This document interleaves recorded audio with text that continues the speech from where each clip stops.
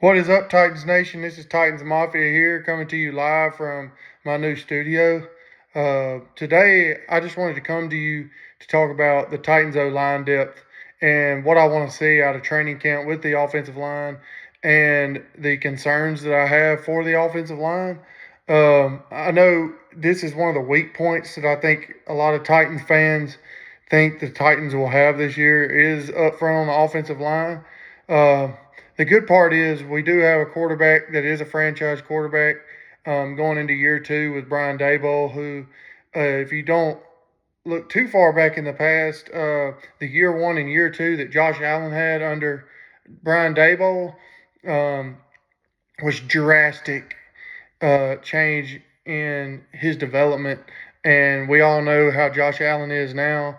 He's had multiple MVP seasons or caliber seasons. Even if he didn't win it every one of them, he was worthy of that honor by his play on the field. And I think Brian Daboll had a major impact on that, and that's a good thing. And he's able to improvise and he's mobile, so that will kind of help mask the deficiencies that we have up front. But I don't think with the additions that we brought in with Austin Schlottman and Cordell Volson, um, and going back to Austin Schlottman, he's already played with Brian Daboll, so that's huge being a center uh, and up front on the offensive line, already playing in Daboll's system to be able to make calls and checks at the line is going to be huge. And my biggest concern is, last year the Titans gave up 56 sacks um, during the season, and that is, atrocious. And we have to be able to fix that up front, and I think they will. But Cam Ward getting hit 56 times is not good if you want to sustain his availability and his health for a 17-game season. Dan Moore Jr., who we paid a lot of money, gave up 8 sacks last year. That can happen this year. That has to improve with the amount of money that we're paying him. J.C. Latham and Peter Skoronski are viable options, and they've been with the Titans for a while. And Cordell Volson, he was hurt last year. He missed the entire season with a shoulder injury, and he got surgery for that. But he's expected to be a vital to the offensive line success. And I think the Titans are trying to bolster that position. Looking at the depth chart here, we have some viable options. Jackson Slater, Pat Coogan from Indiana, Fernando Carmona, Austin Deckles, Ryan Hayes, Drew Moss, Andre James, Garrett Dellinger, Emil Wagner. We do have options. The development is going to be key to them being ready to go and seeing which set plays the best together. And I know they're going to get a lot of time in the preseason to figure out that continuity up front. And, Cam Ward, I think, will be vital in helping them come along with his leadership at practice and what we saw in OTAs. That leadership is going to be vital to, the success that we have. I think with the defensive additions we have, the Titans have a chance to make some noise. But it's all going to depend on, offensively being able to score, and being able to score consistently is going to depend on this offensive line. And I think that Brian Daboll, along with Robert Saleh, is going to bring this offensive line along because,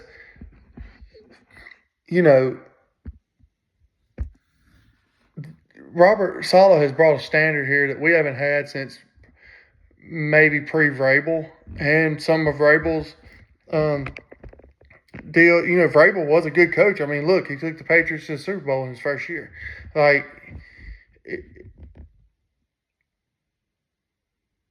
We have to keep the standard, and the standard has to be 100% effort, non-negotiable. And I think that Saleh and Daboll do have that, and I've seen some things coming out of OTAs and minicamp that go right along with that. You know,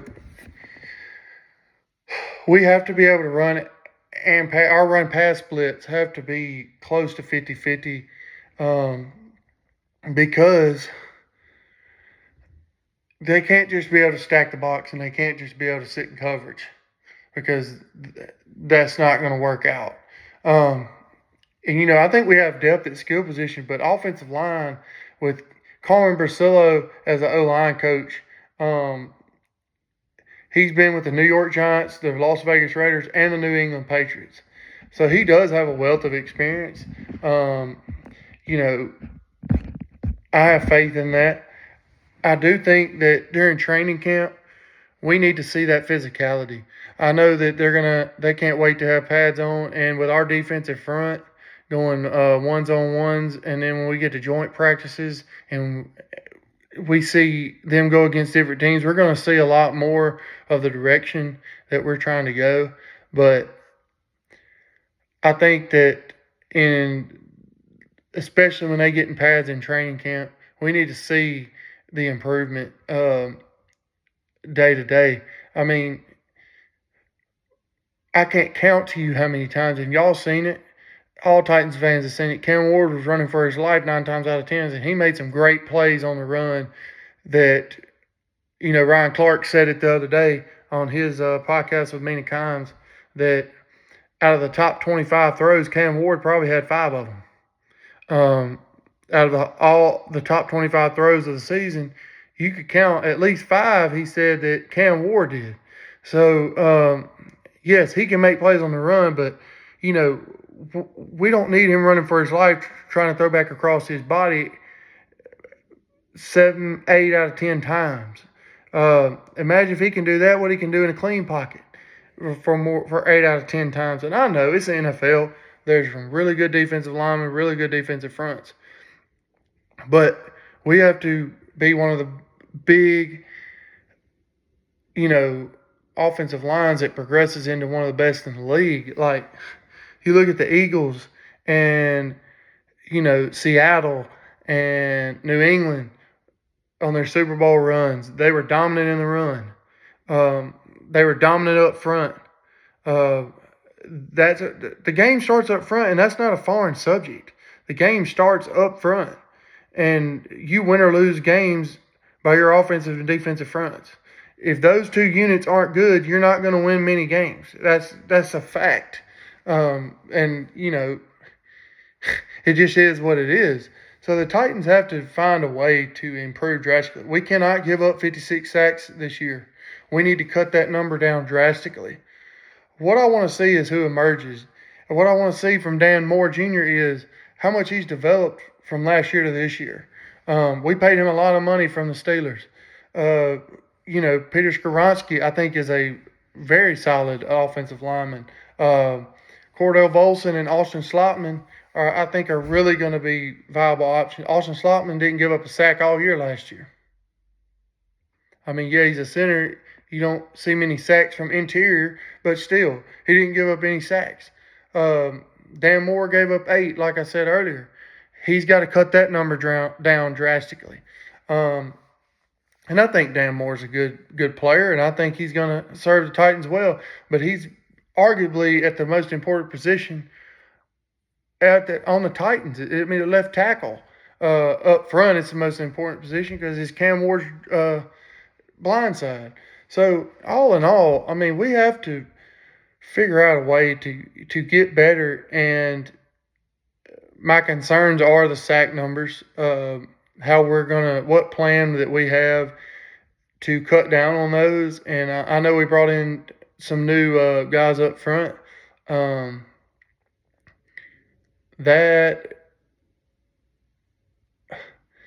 That's going to help tremendously. Like I said, with Austin Slotman being in Daboll's system, he already knows his familiarity with the scheme. And, I was very encouraged from what I saw from minicamp and OTAs. I mean, the team had a lot of energy. This coaching staff has set a standard, and even down to what they eat. Like Robert Saleh said on the OTP with Taylor Zarzer, that he doesn't allow seed oils in the building. It's the little things that lead to big things, and that's what I'm excited about. We haven't had this type of authoritative. This is the standard. If you can't set the standard every day and be the standard every day, then we don't know if you can play here type of situation. Um, Daboll's been with some elite offenses. Buffalo, for those years in Buffalo, I mean, they were one of the top offenses in the National Football League. Robert Saleh's been a part of some Super Bowl teams. Like when he was in San Francisco, those defenses were nasty, attacking. Uh, Daboll, I mean, he had some nasty offensive lines in Buffalo. If you go back and watch the tape of those offensive lines, they were insanely physical. And I think he's going to bring that here with Carmen Bricillo. I think he is going to instill a physical nature to that offensive line that we haven't seen in a while. I think Cam Ward can be, a all pro at his position. But he can't do it by himself, and that's common sense. But it's the truth. Like we have to figure out a way to keep a clean pocket, and they did at times last year, but it was so inconsistent at that position that you never know what was going to happen. And most of the time, Cam had to get out of the pocket and run and escape, make plays on his own. And credit to our receivers for getting open for him, and credit to him for making an insanely difficult and elite throws that not everybody can make, not even all the NFL quarterbacks. Like, the kid is insanely talented, but he's going to have help from up front and give him time to make plays without having to run for his life. And, that's one of the things that I'm looking at first from the offensive line in training camp is the pocket cleanness. How long can they keep the pocket clean? What different combinations that Carmen Bricillo and Brian Daboll put out there against different fronts that Saleh and his defensive guys put out there. And when we get in those joint practices, that's really going to be the telltale of what combinations we see from the offensive line, how we stack up physically with the defensive fronts that we're going to see in the joint practices, and so on and so forth. But I am looking forward to seeing that. And then the blue and white scrimmage that we're going to have in August from the Titans, I'm looking forward to that too. Seeing what we look like when we come out there for that. And those 3 preseason games that we have coming up at San Francisco, and then we have, I believe, Seattle, and I'll have to look for the other one. 2 at home, by the way. 2 of those are at home. We go week 1 of preseason. We're at San Fran. Week 2 of preseason, we're at home versus Seattle. And then week 3, we are home versus the Bears. I think when we go to San Fran and we have a joint practice with them in Santa Clara, and we have a joint practice with Seattle.